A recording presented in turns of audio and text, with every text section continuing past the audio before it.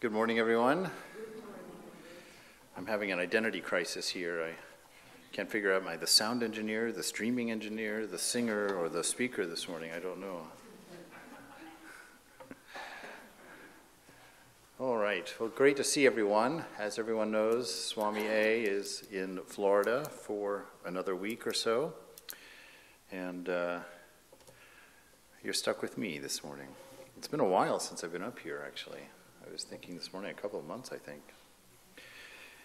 Anyway, I always like to dig into my own bucket of problems and sufferings and whatnot and kind of pull out whatever I can in whatever I'm struggling through or working with.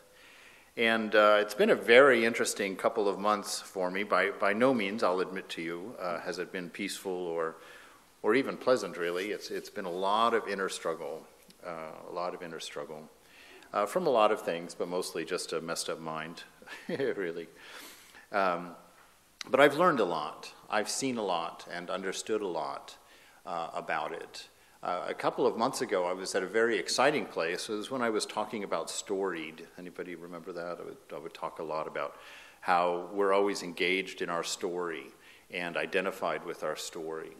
But that at this particular moment in time, which is the only moment that exists ever, it never ends and never begins, we talk about that a lot, your story really is not relevant. You're absolutely free in this moment to be whatever you want to be. But it's your commitment to your story, your identification with your story, that often directs how you play out your troubles and your life, as it were.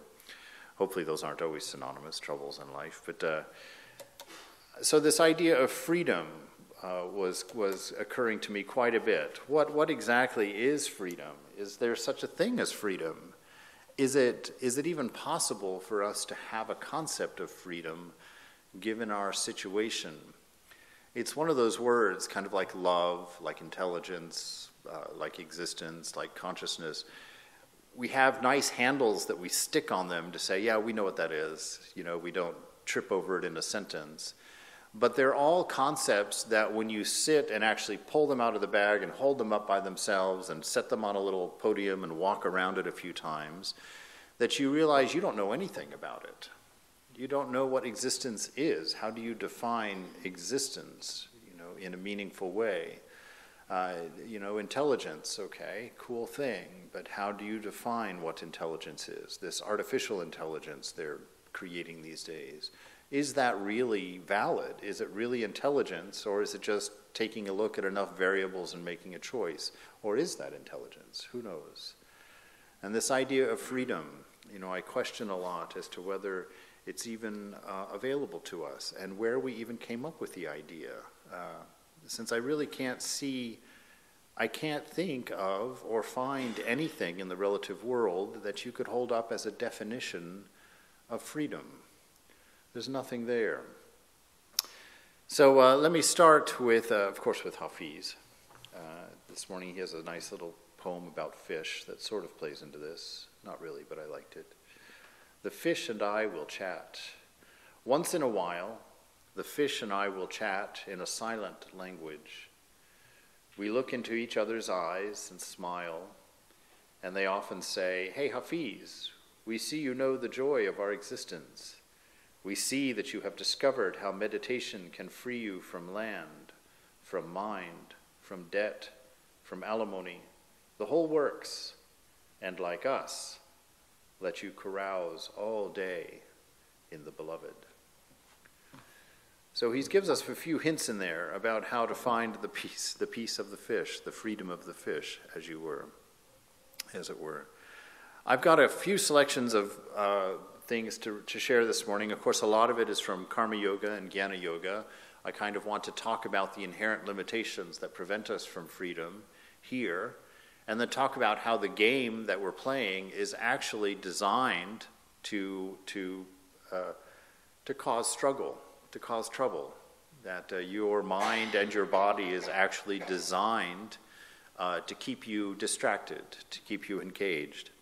And then to look at a few of the Christian scriptures where they kind of bemoan that fact and talk about, oh, we're stuck, what can we do? And then end with looking at a few things that we can use to approach freedom, to approach an ideal that is not readily available to us. So from Karma Yoga, Swami Vivekananda, he lays out a few things here for us to start with. He says, in the external world, the idea of law is the same as in the internal. The expectation that a particular phenomena will be followed by another, and that the series will repeat itself. Really speaking, therefore, law does not actually exist in nature. Practically, it is an error to say that gravitation exists in the earth and that there is any law existing objectively anywhere in nature. Law is the method, the manner in which our mind grasps a series of phenomena. It is all in the mind. Certain phenomena happening one after another or together and followed by the conviction of the regularity of their reoccurrence, thus enabling our minds to grasp the method of the whole series and constitute what we call law. So Vivekananda is saying a few things here that are quite interesting. One is this idea of law, this idea of duty, this idea of expectation, this idea of cause-effect, space-time and causation. That he's first of all telling us, okay, it's not really there. You're given a world, and your mind, because of its nature, because of the way it deals with things, defines a set of laws, a set of ways. This is the way things are. But when you take a physics class or a statistics class, they're always talking in terms of probabilities. You know, and I remember telling or asking a professor one time, we were doing, I don't remember exactly what the experiment was, but I was always fascinated because they were always so surprising to me, which is why I didn't do well in physics. I asked, I said, you're telling me that if I take this ping pong ball and drop it over this salad bowl, that there does exist somewhere the probability that it's not going to go into that bowl, that it's going to miss that bowl completely. And she straight-faced told me, yes, yeah, there does exist a certain probability that that ping pong ball will not be able to drop directly into that salad bowl. Okay, I couldn't imagine such a thing. I was like, I know that I could do this all day long for several days and it's going to drop in there. But she insists. And then she tried to tell me that the chair was pushing up on my bottom with the same amount of force that I was pushing down on the chair with my bottom. I was like, how is that possible? That chair's not pushing anything. It's staying just like it is whether I sit in it or not. So these concepts, these ideas that we project onto the world around us, they've got some wiggle room. There's some space there. And it's very important in our spiritual life and in our ability to grow to know that these things that we think are real have wiggle room. And to know that their definitions and their laws are a product of our mind and not inherent in the thing in and of itself. It's very important because it's going to make a lot of room for us later on to deal with our shortcomings, to deal with our mistakes, to deal with our inability to move forward. It's going to give us some space to enter an idea that's fundamental to mental health, and that is the idea of grace, the idea of forgiveness. And then it's going to get us some space to take a look at this tool, this mind that we're using, to see exactly how is it tripping us up? How is it preventing us from having our realization? How is it preventing us from ecstasy and from the joy of existence, which we see in all of the great sadhus and the great the incarnations, is a matter of ecstasy, is a matter of great bliss, that this life, if it's seen from that one perspective, from that place of truth, is an inextinguishable source of joy and light. Vivekananda goes on to say, the question has been raised as to from whom this universe comes, in whom it rests, and to whom it goes. And the answer has been given that from freedom it comes, in bondage it rests, and it goes back to that freedom again. So when we speak of man as no other than the infinite being which is manifesting itself, we mean that only one very small part thereof is man. This body and this mind, which we see, are only part of the whole, only one spot on the infinite being. This whole universe is only one speck in the infinite being, and all our laws, all our bondages, all of our joys, all of our sorrows, all of our happinesses, and all of our expectations are only within this very small universe. All our progression and digression are within its small compass. So you see how childish it is to expect a continuation of this universe, that creation of our minds, and to expect to go to a heaven, which after all must mean only a repetition of this world that we know. You see at once that it is an impossible and childish desire to make the whole of infinite existence conform to the limited and the conditioned existence which we know. So what he's saying there, the importance of what he's saying there to me, and the way that I was using it and am using it, is a matter of perspective. Part of being stuck is by standing in the same place and insisting on seeing things differently. You can't do that. You have to know that there are other places to stand, other perspectives, other truths, so that you can move a little bit this way and look at it, the problem from this direction, move a little bit this way and look from that direction. You know, when you get down into your own mind and you get stuck in your own space, you get stuck in your own head, that's what I like to call it. When you get stuck in your own head, your problems seem and appear like concrete, like they're just immovable. When you're in a depression or when you're in a sadness, it's like sitting in the bottom of a bowl. You can't see over the edges of the bowl to the rest of the world. Life is horrible. Life is miserable. I can remember one time having a conversation with a man in Texas who was going to commit suicide. I was working as a youth minister, actually, in a church there in Dallas. And this man pulls up in the afternoon. I'm in my office working on some games I'm going to do with the kids. And he comes in and starts just talking to me. Now, I was a freshman in college at the time, and this was some guy in his 40s. And he delivered gas to the country houses around. And he had gotten himself into a situation in his life where he told me that afternoon, he says, out in my truck is a gun, a loaded gun. He said, I was going to go out and shoot myself, and I passed the church, and I thought, let me stop in one last time to see if I can get an answer.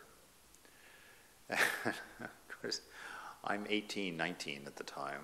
What answers do I have for someone in that situation? And with that amount of pressure, I'm on my way to kill myself. If you say the right things, I'm not going to do it. It's like, oh my God, how can that happen? So we had this long conversation, kind of digging into finding out what has brought his life to this situation and how to get there. And he talked about being released from all of his troubles, all of his temptations, the things that had drawn him into this really dark space. And I asked him, I said, you know, the amount of courage it takes to shoot yourself is significant. That's quite a courageous act. And the amount of mental resolution that it takes to decide that you're going to do that is a phenomenal amount of mental resolution. I said, it would seem to me that if you're able to muster that amount of resolution and that amount of courage, that you could do almost anything else in this world aside from suicide. That you should be able to take that courage and go. And I said, if in fact your life is worthless to you, there are lots of people out there for whom it would not be worthless. Go to work and give them your paycheck if you're that unhappy with your life. Quit doing your own housework and go do somebody else's housework. If in fact your life is worth nothing to you and you're ready to throw it away, use it. not for yourself. Use it completely for someone else or something else, and see where that goes. See where that leads you. You see, it's a matter of perspective. You sit there in that moment of suicide, you think it's black, I'm weak, I'm beaten, I can't do anything in my life, I can't change, I can't get past these temptations. He was a situation, for him it was a situation where he just was in some super bad behaviors and was cheating on many people in his life and couldn't get things under control, couldn't at all, and had come to hate himself. And so just that idea of taking a different twist, abstracting your situation, saying, look, okay, let's forget about the feelings. Let's forget about that stuff right now. Let's look at the actual situation.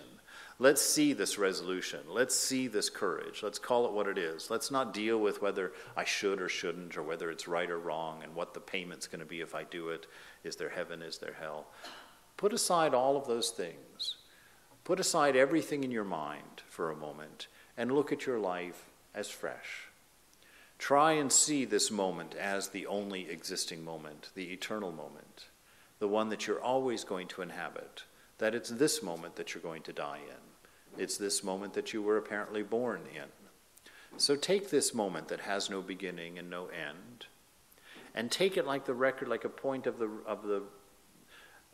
Are you old enough to have record players and LPs and needles and know what I'm talking about? I was sharing this yesterday with somebody, and they were just looking at me like, I don't know what that is.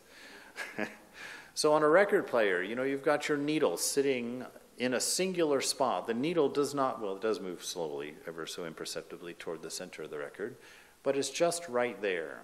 And if you turned off the record player, even if the speakers were on, there's no sound. No sound would happen, because in that moment, there's only tranquility. There's no change. There's no movement. There's only peace, only contentment, only being. Everything is aligned. Everything is balanced. When you turn on that record player and things begin to move, then there's noises and sounds. Now, the needle is not identified with any of its music.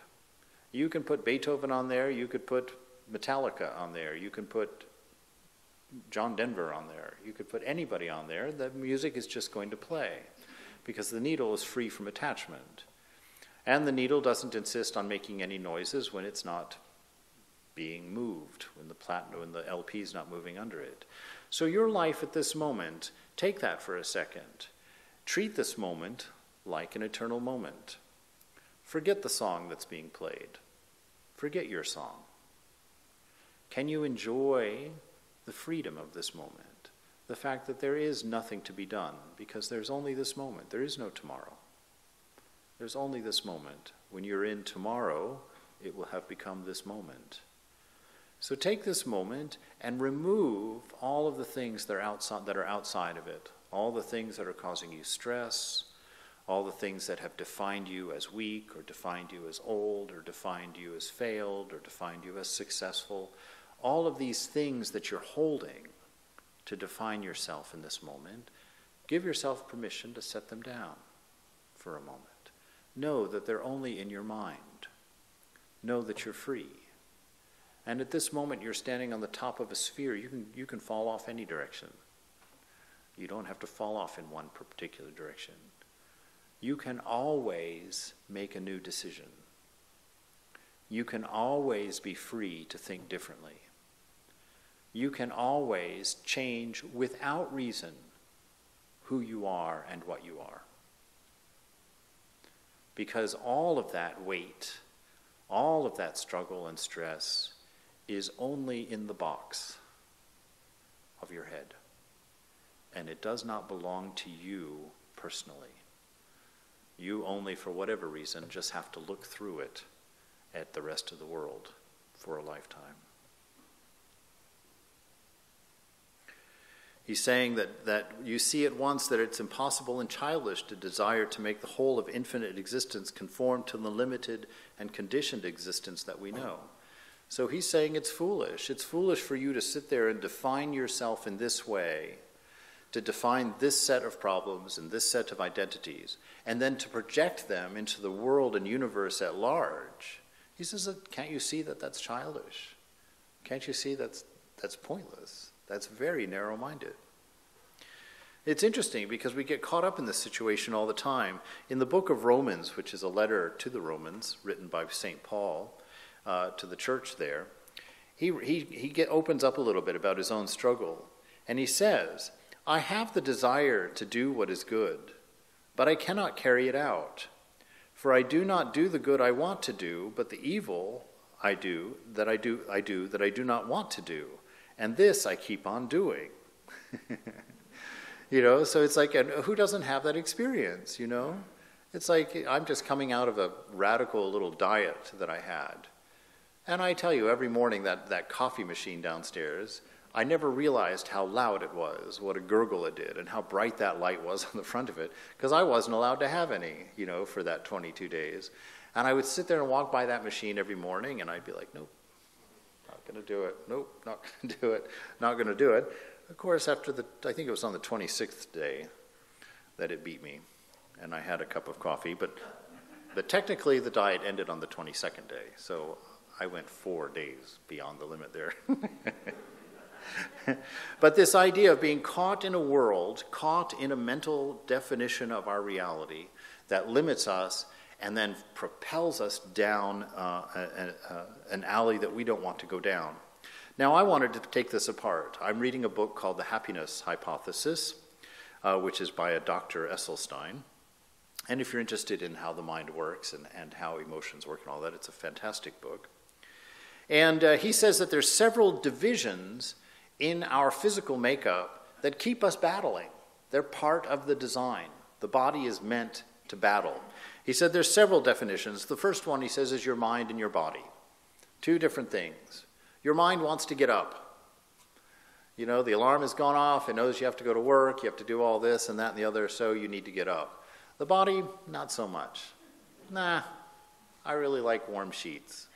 I really like big pillows. Where's the other one? Oh, there it is. Pull it in.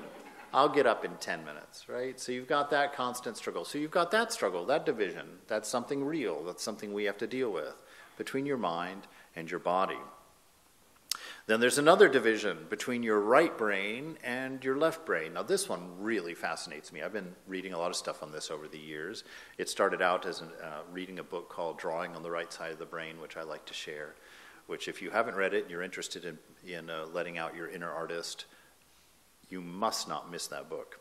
Anyway, there was a study done in the 1950s by a Dr. Gazzaniga. And he was studying patients that had their two hemispheres of their brain separated because they had that epilepsy, and they had severe, what do they call those, seizures.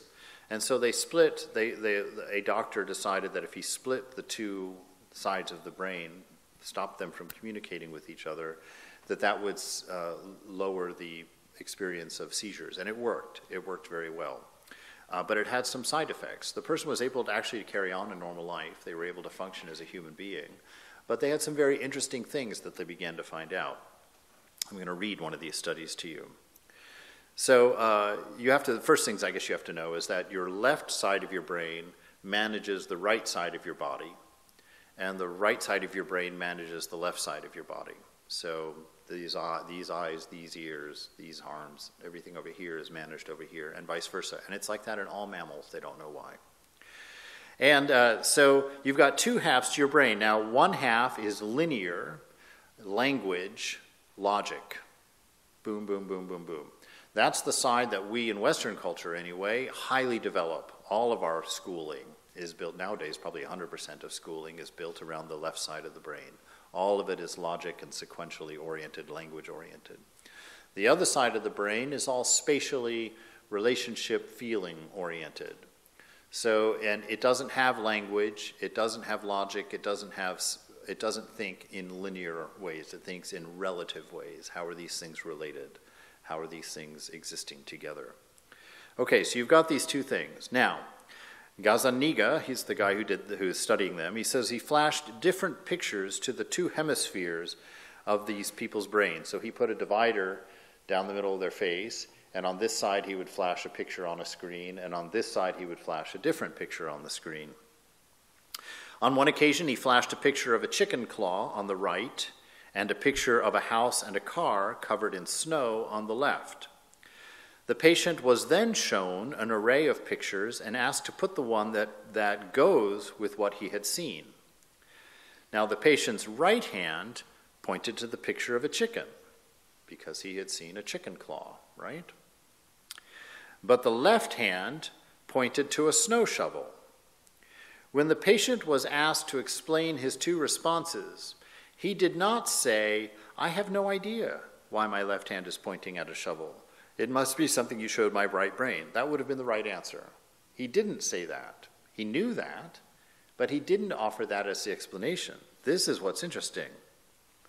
Instead, the left hemisphere instantly made up a plausible story.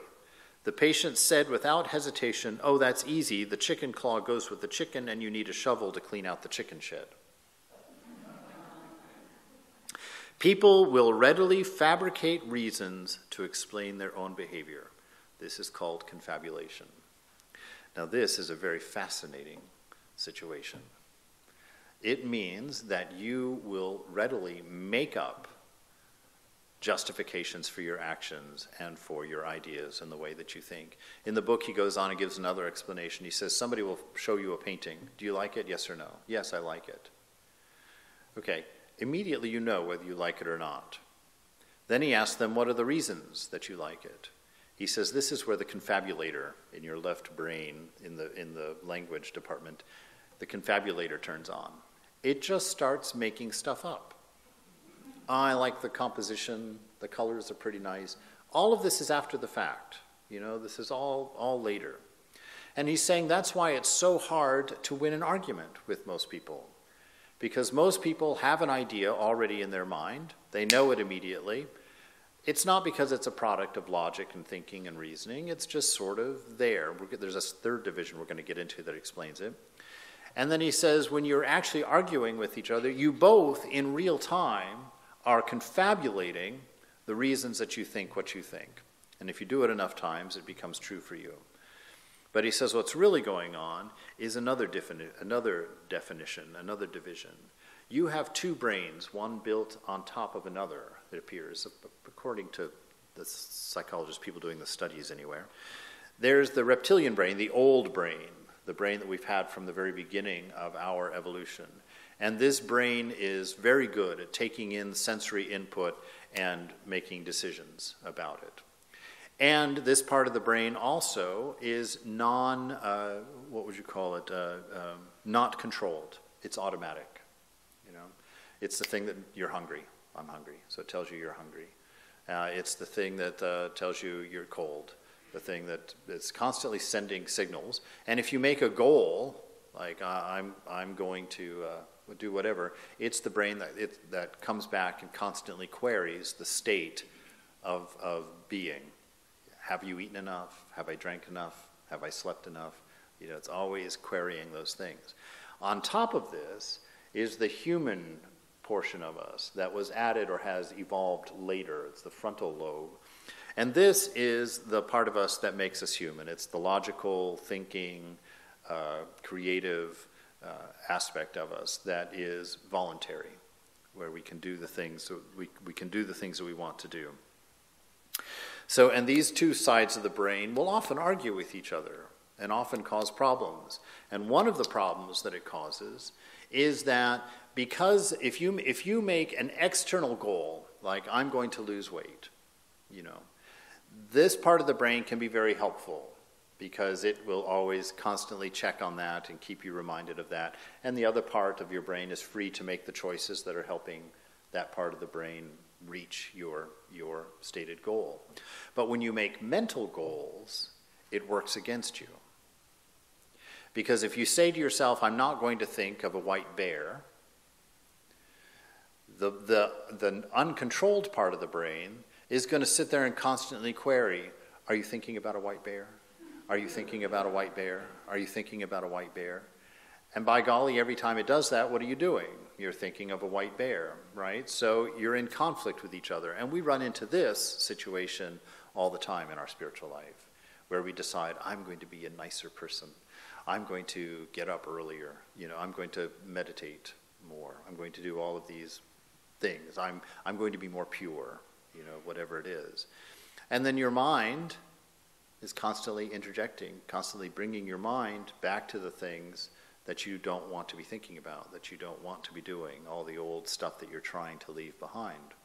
So these mental goals, these spiritual goals that we set up for ourselves immediately set you up for failure. Because the lower mind, without thinking about it, is just going to keep interjecting your old patterns and your old ideas as a matter of measure as to how you're doing and what needs to be done. So this is where we learn one of the tricks that Thakur shares with us, that when you make a mental goal, a spiritual goal, you don't state it as a negative. I'm not going to do this anymore. You state it in the positive. That's one of my favorite things about the order, actually, when I didn't know it when I joined. I only knew it when I took my vows, that all the vows are stated in the positive. Renunciation is stated in a positive way. It's all about going toward the beloved. It's all about going toward the ideal. There is no talk of what you're leaving behind. The emphasis is not on what is being put away. The eyes are being put on what you're going toward. And so it's very important in our spiritual life and in our renunciation that we not keep our eyes on the things that we're walking away from, the things that we're leaving behind. I think Thakur's example is if you want to get something from a child, I can't remember what the objects were, but we'll use a scissors. The child has a pair of scissors. If you go and grab the scissors out of the child's hand, it's going to be like you took his own mother away from him. I don't want the scissors, give me the scissors. Right? He says, what do? You go and you hand him a red ball and simultaneously take the scissors away. So now he's got a cool red ball, the scissors have just kind of disappeared, and everything is fine. You, as a spiritual seeker, have to learn to treat your mind in that same way to be successful. You can't talk about what you're not going to do and set up negative mental goals that are then going to cause you to fail. If you want to be purer, it's not done by not thinking of the opposite sex or not thinking about situations. It's about thinking about other things that are enjoyable, other things that are healthy, other things that are positive for your well-being, and not countering that well-being, okay? So it's one of those fundamental tricks that are very important in there. Gazinga says that this language center in the left side of our brain, going back just a little bit, as the interpreter module, its job is to give a running commentary on whatever the self is doing, even though the module has no access to real causes or motives for the behavior. The interpreter module is good at making up explanations, but not at knowing that it has done so. Now, I read something very similar from Sri Nisargadatta Maharaj when he was in there. He was saying, he talks a lot, and I've shared a lot in the past, about this idea that this moment alone exists. It has never ended, it's never begun, it simply always is. That the idea of past, present, and future are concepts of mind alone. And he puts it in the same category here. Your mind has created those categories to explain its interpretation of what it's experiencing, of what's going on. And he says that the mind will make up a story to explain the present moment, regardless of its truth, and will not be aware that it's doing so. So how do you do that? I'm going to use that same explanation because I like it. It seems to work. I remember in high school planning to go with my friends to Caro's on Friday night for dinner. When Friday night actually came, I ended up at the movies with two of my buddies and none of the other friends, and we weren't at Caro's. Now, through that whole time, I would have told you I have made these plans. This was my plan. Even on Friday night, as I'm sitting in Caro's or at the movies and not at Caro's, I was like, yeah, I planned to go to the movies tonight. And then if you challenge it, then you start breaking up. Oh yeah, well, yeah, that's true. And so then you come to realize that you really didn't plan anything, that you just kept changing a thing you called the plan until what was going to happen happened. And then you felt like you were in charge. Your mind is constantly maintaining a narrative that keeps you in charge, that keeps you as the cause of your life.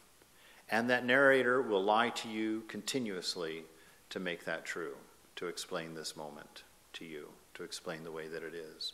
Now, if you're not aware of that, if you haven't read this guy's book and seen it and started to look at your own life and get kind of a giggle out of how true it is, how strangely true it is, that we make up this idea of ourself to explain everything, and it's completely fabricated. We've been lying to ourselves for our whole life. To break that is rather difficult.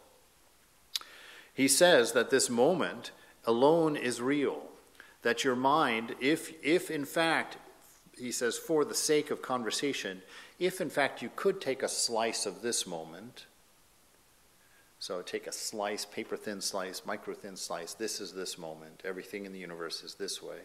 He says, and even if there was a past, he says, because now that slice simply doesn't exist anymore. It's not that now it's in the past. That slice just doesn't exist anymore. But we'll keep a copy of it for conversation's sake. Now take another one. He says, if you take those two slices of the moment and try to line them up with each other, not one atom in the universe will be in the same place. There will be nothing similar between those two pieces. Nothing will line up. He says, but your mind will configure a story that explains the transition from this piece to this piece and create a relationship between these two pieces that have no relationship to one another. And that story is Maya.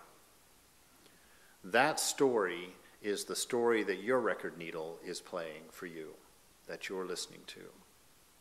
And that is the method of hypnotization that we're suffering from, that convinces us that we're stuck in these small places, that we're stuck in ways of thinking, we're stuck in systems of value, we're stuck in series of relationships, we're stuck in jobs, we're stuck in houses, we're stuck with bills, we're stuck with bad decisions. That story is the only thing keeping you stuck. You can walk away at any time. And you say that and immediately like, but. That's why it's tough. We believe the buts. But they're just as unreal. It takes that courage. It takes that resolution, the two things that somebody driven to the point of suicide has. Someone for whom it has gotten so bad has the two most important tools that it takes to change. There's an irony. That when you're pushed all the way to the edge of giving it up, you still have the two most important tools. You've got your courage, and you've got your resolution. To overcome any one of the buts that stand in your way, administer your courage and administer your resolution. And you can change any and everything. That's what it is to be free. In this idea of not playing your story, I remember what about that? I'll tell you. I was taking a shower, right? I'm showering in the morning, and I'm sitting there trying to remind myself, okay, look, this moment is pure and free and beautiful and divine. There is no past, there is no future, there's only now. And so I try and be fully present and feel the water, and the nice warm shower. I'm like, oh, this is really great. This is really great. Okay, so all of the things that you imagine for what this day is going to be is not real. This day can be anything. And the funny thing that I couldn't get past in myself is that any time I thought that I'm absolutely free, my first question was always, what do I want to do? I couldn't just enjoy freedom. That's our trouble. I immediately slap a bondage on it.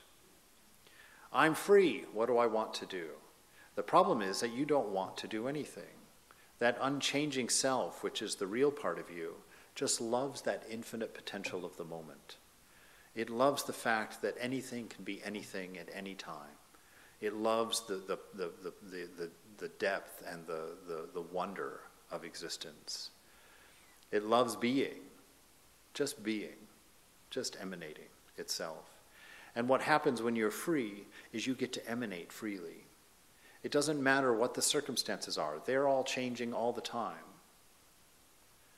But if you try and base your freedom on them, you can't be free. You can't. When you have a moment that's absolutely free, when you're able to put your desire aside, that's freedom. That's bliss. That's where ecstasy is. That's where the joy of life happens. That's where freedom exists. And that's where the great sages live. They live in that space. They don't get dragged into the question, what do I want? Because what happens when you're dragged into that question? You see, the scriptures and the sages have all told us that you're not a body. This isn't you. This body has changed so much in the years that you've been walking it around, you know. Since it was 2 and now that it's 55, oof, that's a jump. 2 for 55, there's nothing in this body that I'm riding today that is the same as the body that I was riding when I was 2. So how can I say that that's who I am, you know? There's nothing there to share. The mind, the sages tell us you are not the mind, which is very important, makes you distinct from it. It removes you from its power, unless you identify with it. All of the power the mind has over you is the power you've divided and given to the mind. And you can take it back at any moment.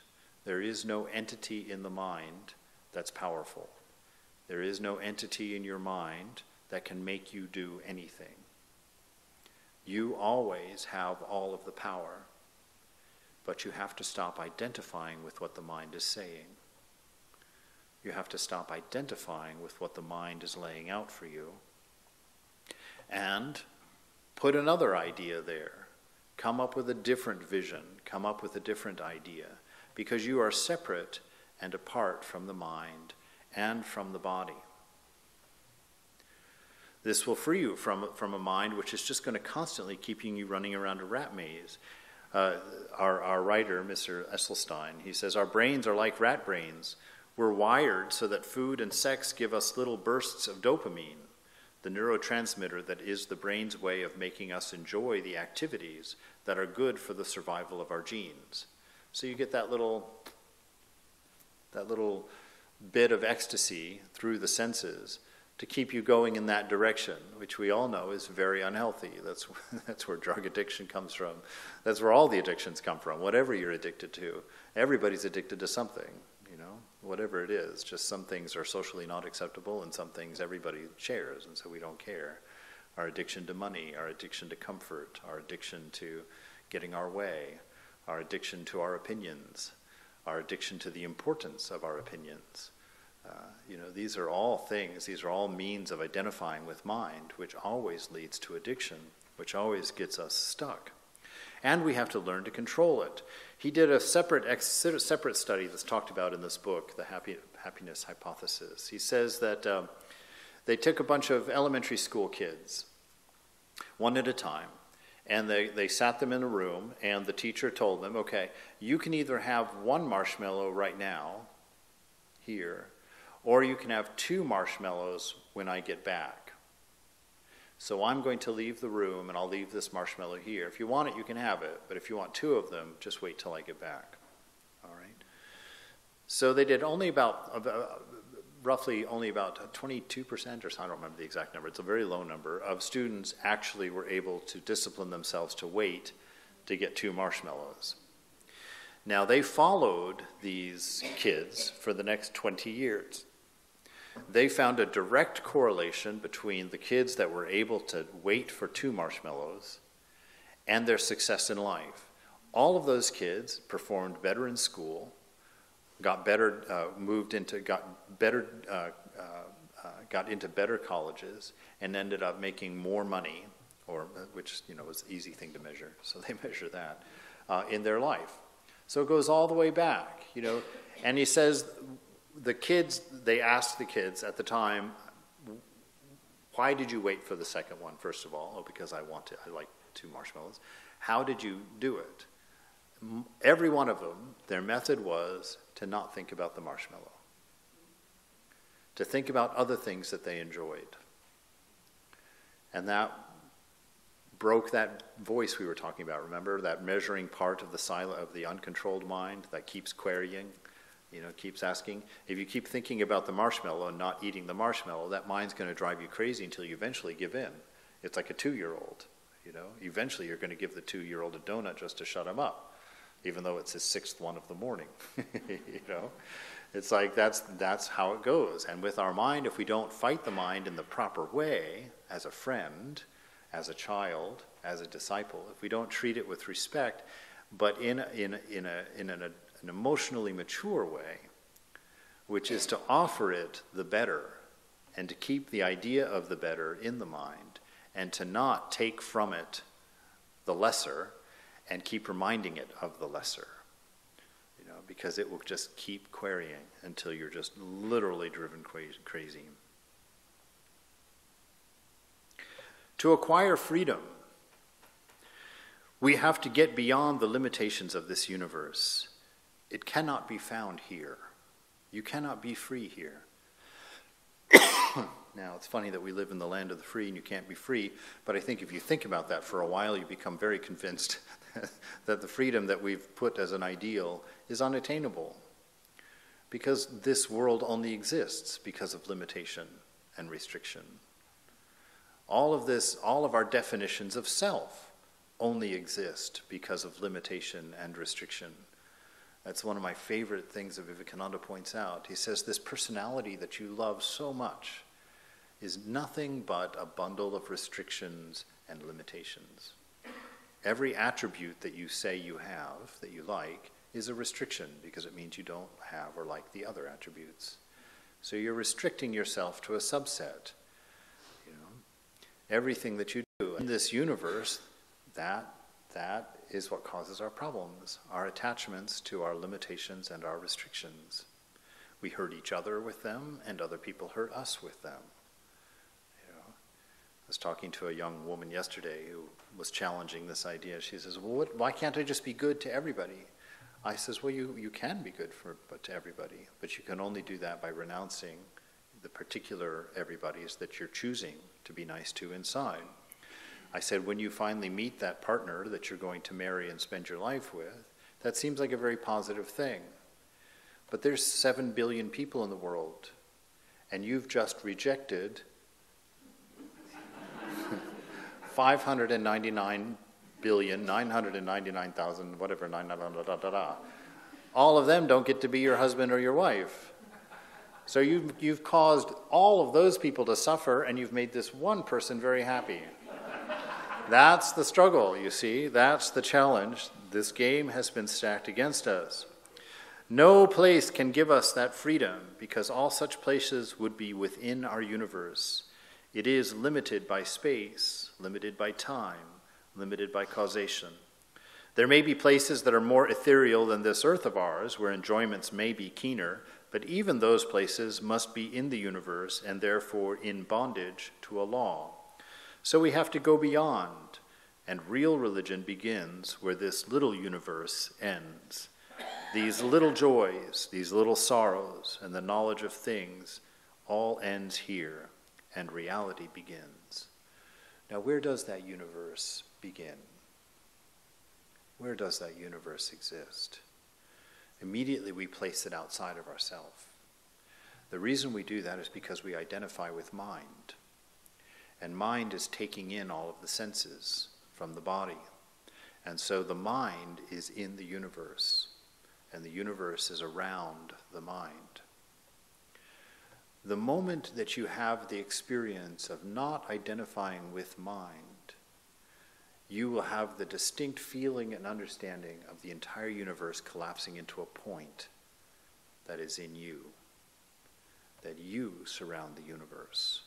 You are the container of all that you see, hear, and do. Taste, touch, and smell, whatever else is in there. That this universe is within you. You are infinite. You are ever free and ever pure. You are ever free, meaning that you have no desire, because everything is in you. Every possibility is in you already. So in that freedom, don't make that first mistake. What shall I do? Don't do anything. Watch it all happen. Watch love be expressed. Watch intelligence unfold. And do it comfortably from this wonderful seat of existence. See it. That's the way to freedom. That's the way to bliss. To know that all things work together for good. That God is everywhere present and always perfect. Paul later on is writing to a church in Corinth, in Greece. He says that the Lord had given him a particular thorn in the side, some sin, quote, that he doesn't mention. He says, 3 times I pleaded with the Lord to take it away from me. But he said to me, my grace is sufficient for you, for my power is made perfect in weakness. Therefore I will boast all the more gladly about my weaknesses, so that Christ's power may rest on me. That is why, for Christ's sake, I delight in weakness, in insults, in hardships, in persecutions, in difficulties. For when I am weak, then I am strong. A little bit of a paradox there for you to think about. What's he actually saying here? You know, that as long as you have an ego identity, as long as you're living in a body with a mind and calling it yourself, it's better to be weak in that sense. In the sense that you know that God's grace is enough for you. That there is no limit to that love, no limit to the chances you're going to get, no limit to the materials you're going to get. I've offered to you in order to come to your realization. He says, and to be weak in that means to know, to lift yourself out of mind. Say, yeah. So the mind is weak. That direction, the ego is never going to win. Never going to win. So I won't boast about anything that I'm identified with. I won't boast about how well I'm doing, how successful I am, how disciplined I am, how much practice I do, how much money I make, how many friends I have, how beautiful my wife is, how beautiful my husband is. We won't delight in those things, because all of those things bring weakness, because they bring the whole world of judgment. They bring the whole world of confusion. They bring on all of these arguing divisions of the body and the mind into play. He says Karma Yoga shows the process, the secret, and the method of doing it to the best advantage. What does it say? Work incessantly, but give up all attachment to work. All attachment to work means don't see it as your work. Don't tie any strings to yourself. It's just being done. Why am I doing this? For the sure bliss of the experience of doing it. For the sure worship of my beloved. For the sure play of the Spirit. I'm doing it staying out of mind, staying out of body, and all of the strings of attachment and division and restriction that it's going to try and tie me to by giving reasons to everything that's happening, that chances are it's making up on the fly anyway. That really don't make that sense. Work incessantly, but give up all attachment to work. Do not identify yourself with anything. Hold your mind free. All this that you see, the pains, the miseries, are but the necessary conditions of this world. Poverty and wealth, happiness, all of them are but momentary. They do not belong to our real nature at all. Our nature is far beyond misery, far beyond happiness, beyond every object of the sense, beyond the imagination. And yet we must go on working all the time. Misery comes through attachment, not through work. Another important final clue there for us in working in our spiritual life. We're working from a place of freedom, from a place of already having all that we are seeking. Our work is to be done with no attachment, no I in there. We do it purely as worship, purely freely, like that. And when misery comes, don't look at what you're doing. It's not what you're doing that's making you miserable. It's coming from an attachment. Start discriminating through the mind to find out what that attachment is. It's very good for if you're laying on your bed on a Saturday afternoon and you've got to mow the lawn. And you're like, ugh. You quickly pick up that tablet and start another game of solitaire, you know. Keep yourself pleasant. Because why? Because you've made a fundamental mistake. You're thinking it's the work that's making you misery. Mowing the lawn's going to make me miserable. I'm just going to sit here and play games and not think about it by playing solitaire. You've thought that work, or that your condition, that the description of your day is the thing that's making you miserable. It's not the description or the circumstance of your moment that makes you miserable or happy. It's your attachments inside to what you think would make you happier, or what would make you more distracted, or what would give you what you're attached to. Let go of the attachment, not of the work that you need to do. Let go of the definition of yourself, and not the circumstances of the self. You can be happy in this moment just by saying, I'm happy in this moment. Now the mind is going to immediately put up a flag. Whoa, whoa, whoa, you can't be happy without a reason. Yes, I can. Yes, I can. Watch. You can't be free without paying your bills. Watch. Yes, I can. Watch this. You know? Be in the moment. Find your freedom in what you are. Let all of this detach from you. See the beautiful faces. See the beautiful colors. See the beautiful compositions. When you feel the stress, feel the beautiful stress. You know, when you feel the fear, feel that beautiful fear. But feel it from the seat in a movie house. You're sitting there watching a horror movie. We pay for that. To be terrified. We pay for it. So there is beauty in terror. We pay for a movie that talks about poverty. We pay for movies that put us in one bad relationship after another. We pay for all of that thrill because it's not the thing itself that's bringing us misery. It's attachments. And when we know it's somebody else and something else, then we can just sit back and enjoy it. So learn from that. Your movie of your life, the song that's playing under your needle at this moment, is arbitrary, but it's beautiful. Find that space, find that perspective within yourself that will allow what is to be beautiful without needing to change it. That's your fort. That's where you stand to fight this war. That's where you find your victory and your bliss and your ecstasy and your joy of life, and above all, your beloved. So be free. There's at least 19 more paragraphs to read, but let's take a few moments just to think about these things.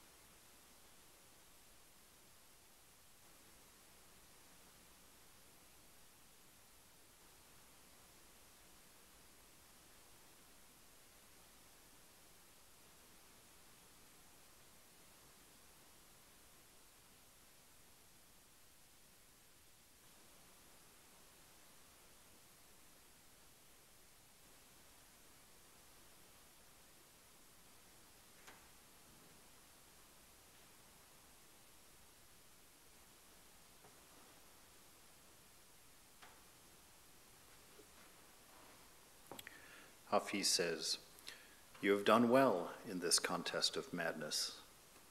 You were brave in that holy war.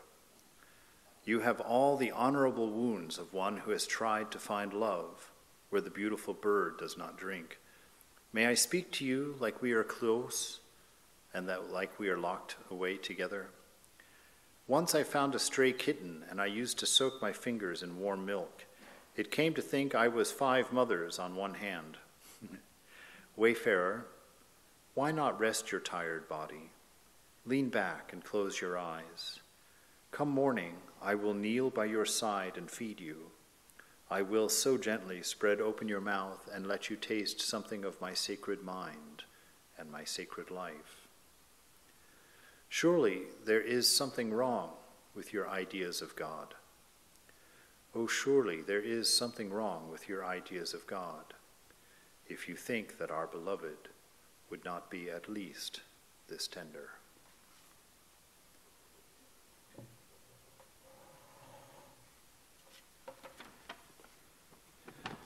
All right, so this coming weekend, Swami Brahmarupananda, is going to give his valedictory address. I have no idea what that means. On the Taittiriya Upanishad 2. We've got our normal things going on this week. We've got our no Tuesday discussion this week. Swami's out of town. There will be a Wednesday discussion on the practice of the presence of God, and we've gotten the new books for the Teresa of Avila study. So if you want to come be a part of that, probably in a week or two, we'll start the Teresa of Avila. So if you ever wanted to start coming to the Wednesday morning class, it's a good time to think about it. And then the Thursday classes, the Bhagavad Gita class, will continue as usual. This Friday night, we've got the Gospel of Sri Ramakrishna at 8 p.m. Our special programs this month don't start until the 21st. We've got Shivaratri on that day. So we've got our free medical clinic that happens downstairs on Wednesdays and Sundays and by appointment. So be thinking about that, and keep in mind if you know anybody that needs free medical, we have it available here. So are there any other announcements? Anybody know of anything? So on that note, let's take great joy in being here and head downstairs for some coffee and tea and snacks together, and practice this love that we've invested in. Jai Ma, Jai Thakur, Jai Swami.